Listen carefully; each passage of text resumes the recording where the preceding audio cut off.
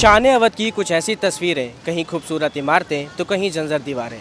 नमस्कार, मैं हूं अभिषेक मिश्रा और आप देख रहे हैं तहलका यूपी लाइव। इन लाइनों का सीधा कनेक्शन चौक इलाके के छोटे इमामबाड़ा से है, जहां के दोनों दरवाज़ों की मरम्मत होनी है।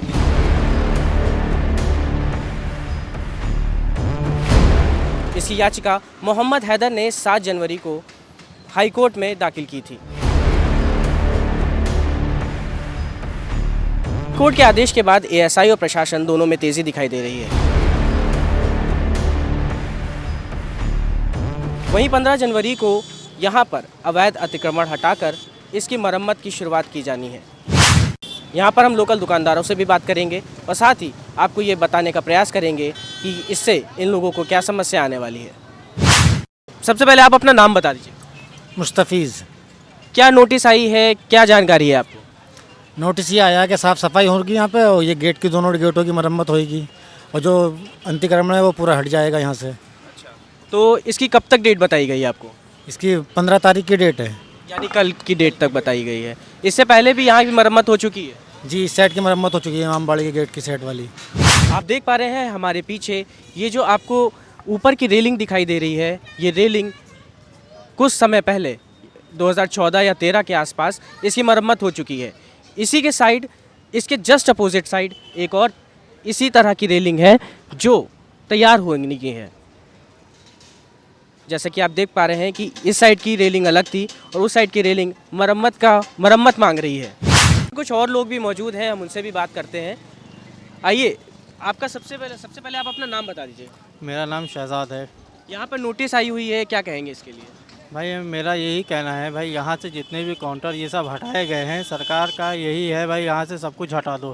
तो मेरा यही कहना है भाई, यहाँ से हटा रहे तो आप कहीं जगह दीजिए हम लोग के लिए। भाई हम लोग रोज़ी रोटी है सब इसी से कमाने वाले, तो कहाँ जाएंगे यार, आप खुद बताइए, हम कहाँ जाएंगे भाई। क्या नाम है भैया आपका? भाई हमारा नाम सुनील है।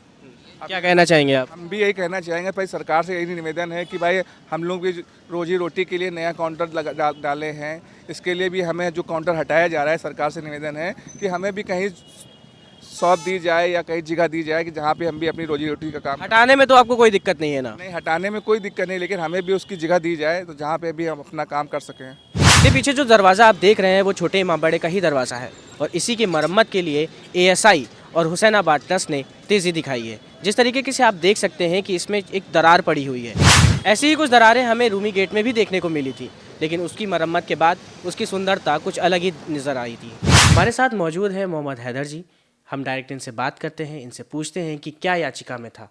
बहुत बहुत स्वागत है आपका तहलका यूपी लाइव में। Thank you. सबसे पहले हमें बताइए कि आपने क्या याचिका दायर की थी और किस बेस पे और क्या सोच के किया था आपने?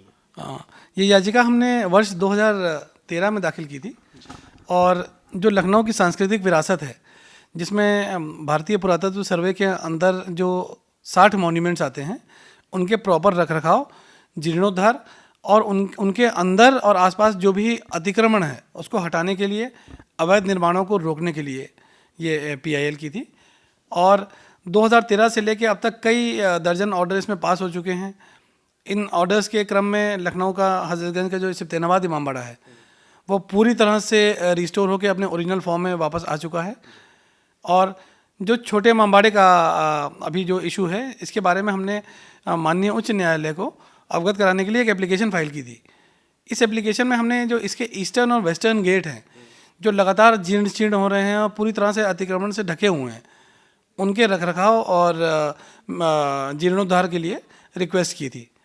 इस पर सुनवाई करते वक्त माननीय उच्च न्यायालय ने भारतीय पुरातत्व सर्वे के अधिवक्ताओं को भी सुना और हुसैनाबाद ट्रस्ट के अधिवक्ता को भी सुना और इस निष्कर्ष पे पहुंचे कि ये सांस्कृतिक विरासत का एक अंग है, छोटे इमामबाड़े का ही एक पार्ट है।